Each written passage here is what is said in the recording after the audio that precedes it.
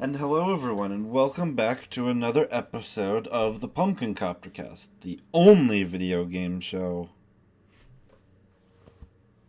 So today I am joined by Alanna and Maya of Team Toadhouse and Toadhouse Games.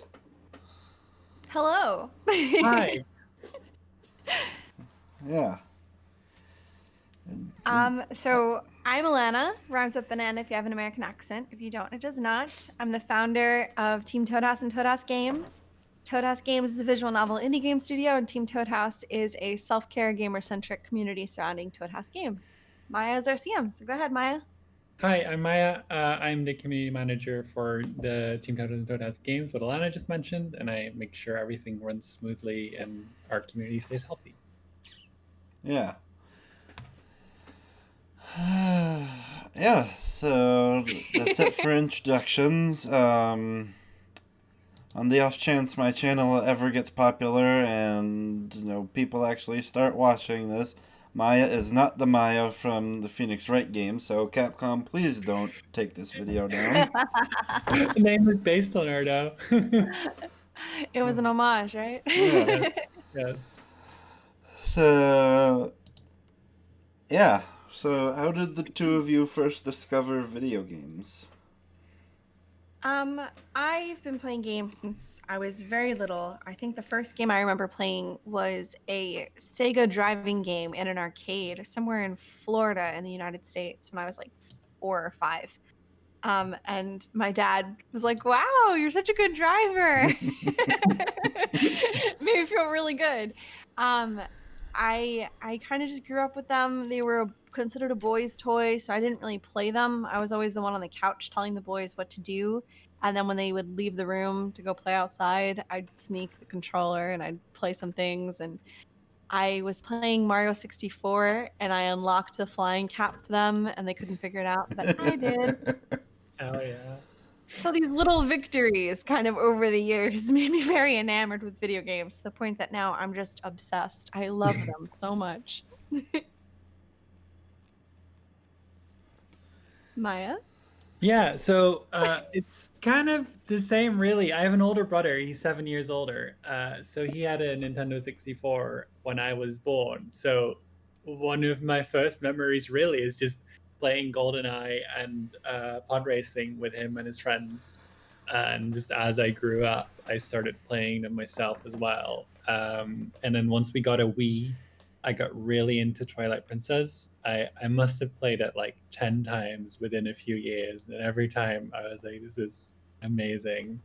And ever since, I've just like it goes on and off, but I keep playing them, and I love them so much that I want to work with them as well. So here we are. That Okay. podcasting game is like underrated. That's such a good Right? for It's so podcasting. good. I still need to buy it again because it's on Switch. Oh yeah, no, someone told me that. I was about to get all excited yet again, but I already know this information. Oh, wonderful. Alright then. So, what would you say is your favorite game and/or games growing up? Maya, would you like to go first? Sure. Well, I mentioned already, really, like GoldenEye was our go-to thing, which I don't know if you're supposed to play that when you're 4 years old, but my parents were like, ah, it's fine. And then we all got into Smash Brothers after a while. And at some point we played Call of Duty as well. Yeah, those were like the big things, especially Smash Brothers, because playing that with a big group was always lots of fun. I really liked the Paper Mario series. I just love it so much. I like Pikmin, especially Pikmin 3 and the Paper Mario series. I think those are my favorites. Okay. And what would you say is your favorite game and/or games now? Ours, of course. I'm kidding. Mm. I'm currently playing Pokemon Snap. I just got it last night, and the first level, they did such a good job of making it new, but making it look just like the first level of the Pokemon Snap 64. Mm-hmm. Oh, I'm so excited. It's such a good game. I'm quite enjoying that right now. We played that so much too. It was lovely. I I got a PS4 like a week ago, so I've been playing Spider-Man, the first one. And it's wonderful. I just swing around mostly, and sometimes when I get bored, I'll do a mission. Mostly, I just like the swinging around. Mm-hmm. Okay then.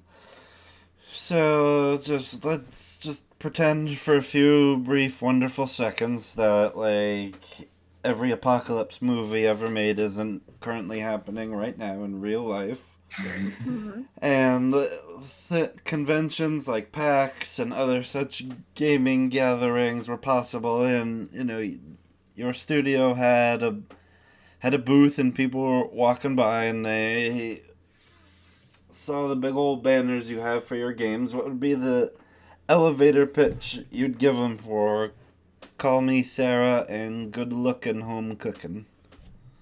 Call Me Cera is a game about making friends as an adult, and Good Lookin' Home Cookin' is about two best friends running a food truck during Ramadan. Okay. I agree. What? Am I a professional that already had an elevator pitch? What? What is this?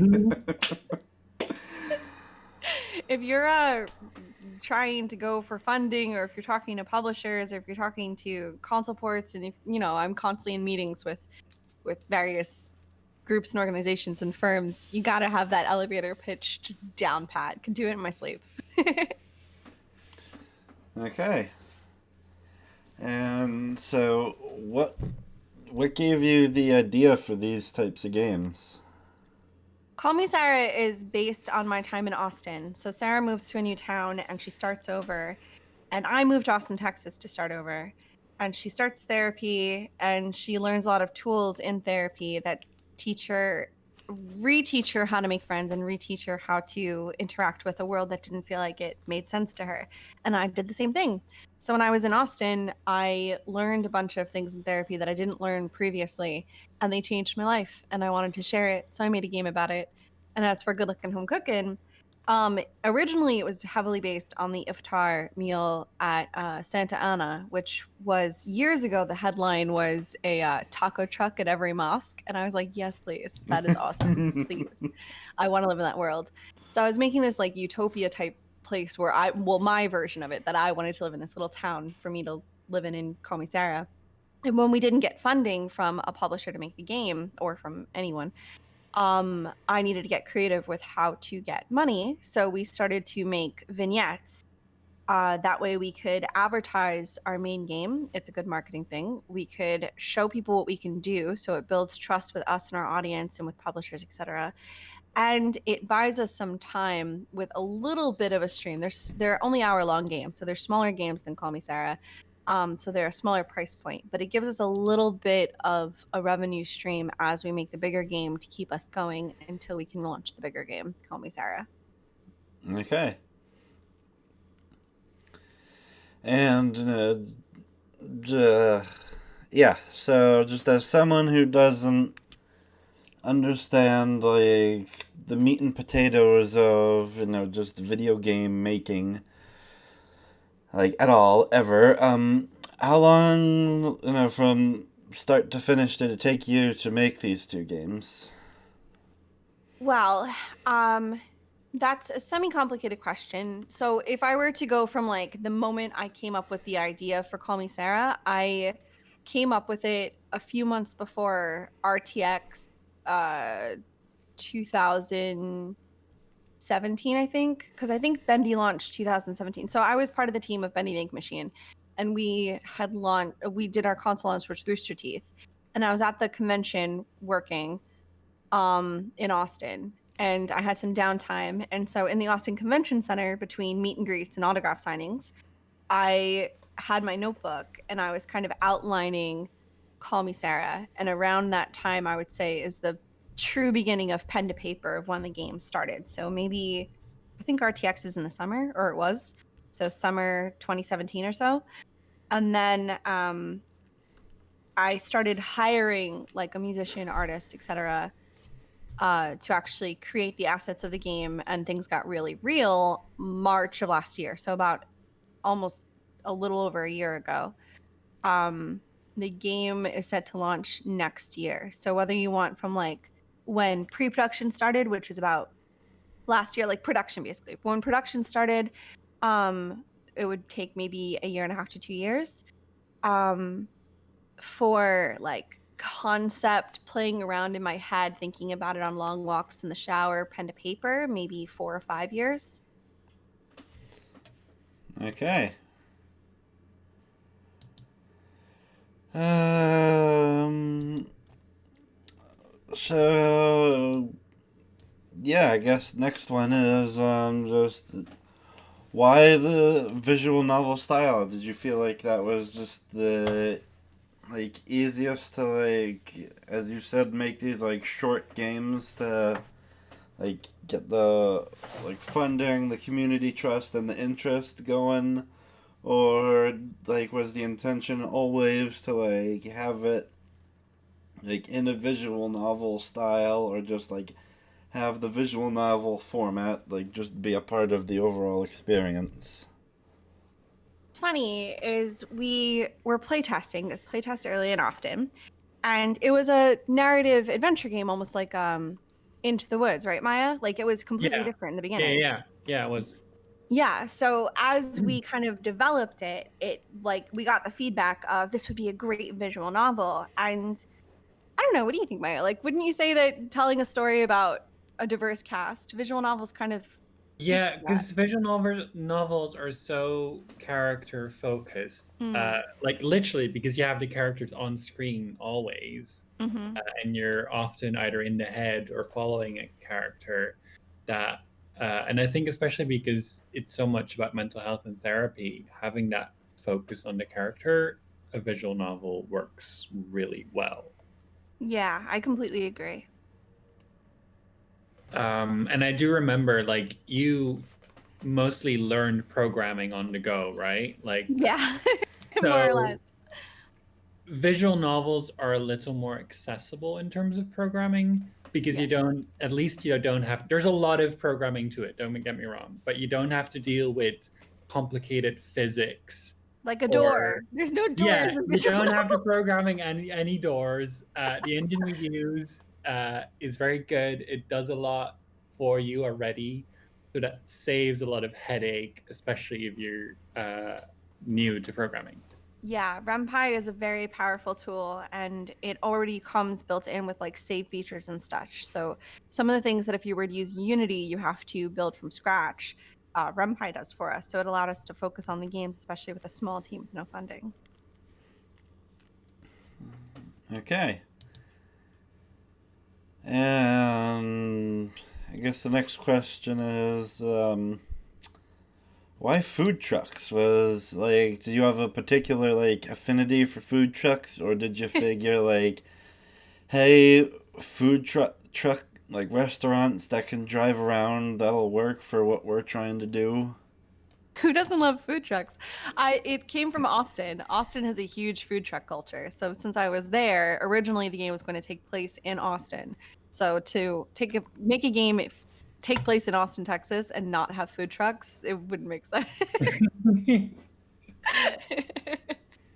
But food trucks, especially like in Austin, they always are parked at the same place. Like they are mobile in that they can move around.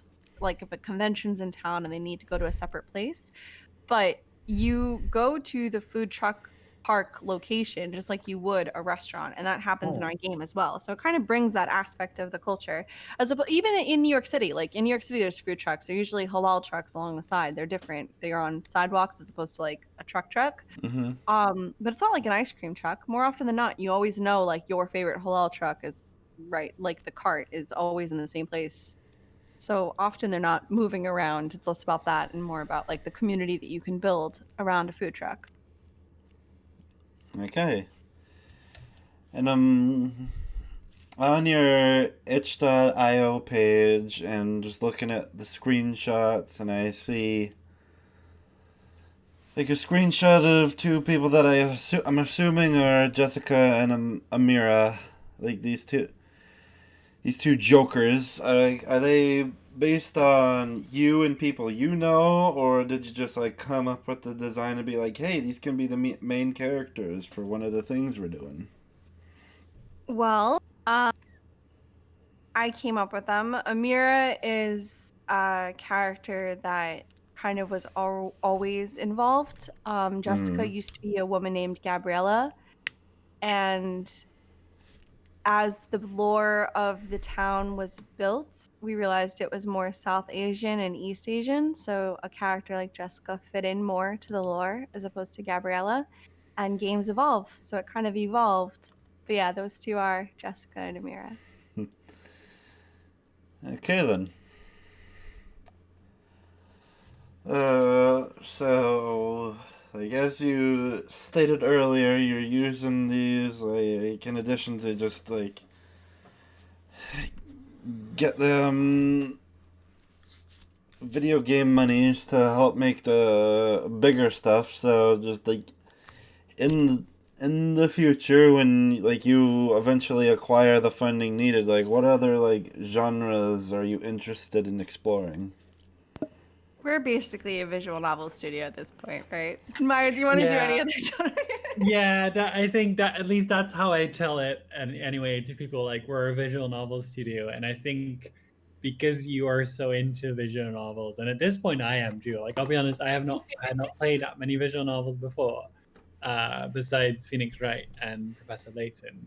Mm. But now that I learn more from Alanna, I'm like they're really good. It's like the pleasure of reading a book, but it's a video game and you Mm-hmm. have really pretty pictures and characters and music.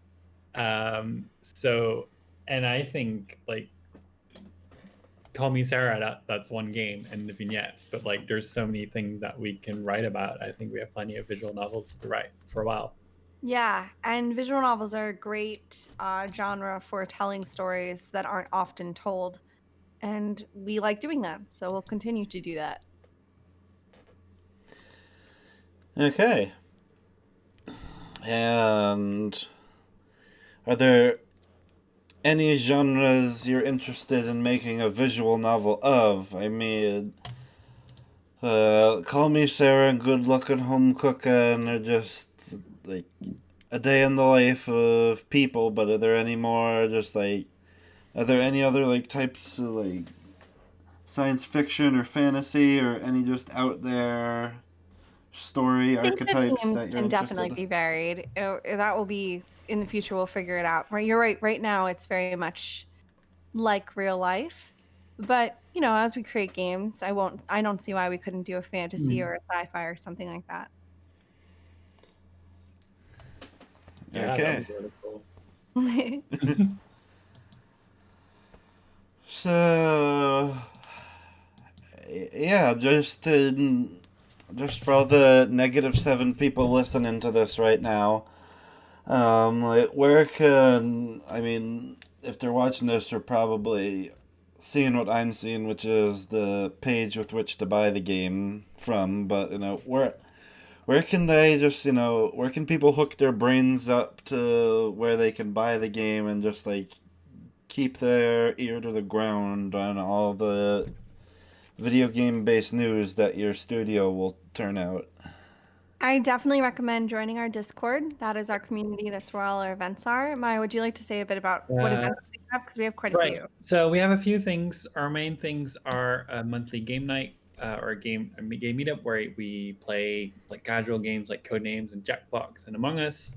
And then Monday, Wednesday, Friday, we do what's called Self-Care Sync Up, where we do gentle stretches and meditation together to like get chilled, feel better, Mm-hmm. because we're all about self-care. And then we have the occasional special event like game jams, and every month I and the team pick out a game on itch that we like play together like a book club. So yeah. Okay. You could also go to teamtoadhouse.com. We have all our things listed there. We have our itch page, and you can wish list Call Me Sarah. Sarah is Cera on Steam right now. Okie doke. And just if there's anyone listening who is thinking that visual novel making might be their bowl of biscuits, like what would be are there any resources that you've used that you think would be like a good starting point for people looking to dip their toes into this sort of thing? RenPy comes with a really robust tutorial, so download RenPy and kind of just play around.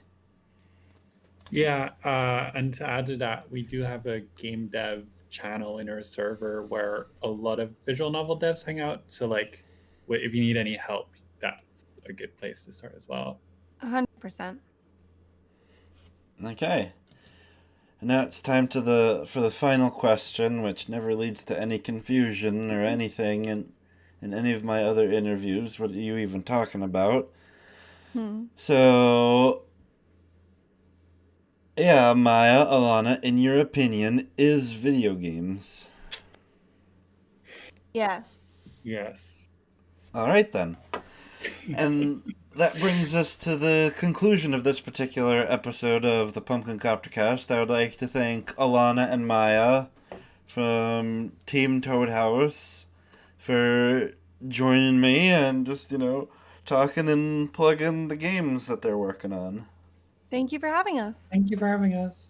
And if you would like to give one or several fives of dollars to, buy the games that they currently have out, you can go to teamtoadhouse.itch.io and you'll find all that you need to find over there.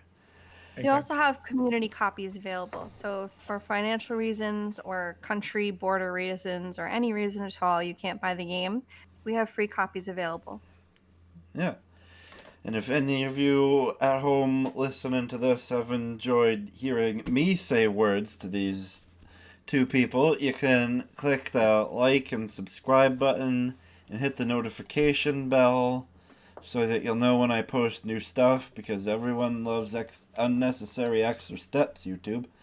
And if for some reason after you're done giving them some money, if you have any money left over and you want to give it to me, you can go to patreon.com/thepumpkincoptercast, where for as little as $1 a month, you can submit questions for me to use in certain interviews.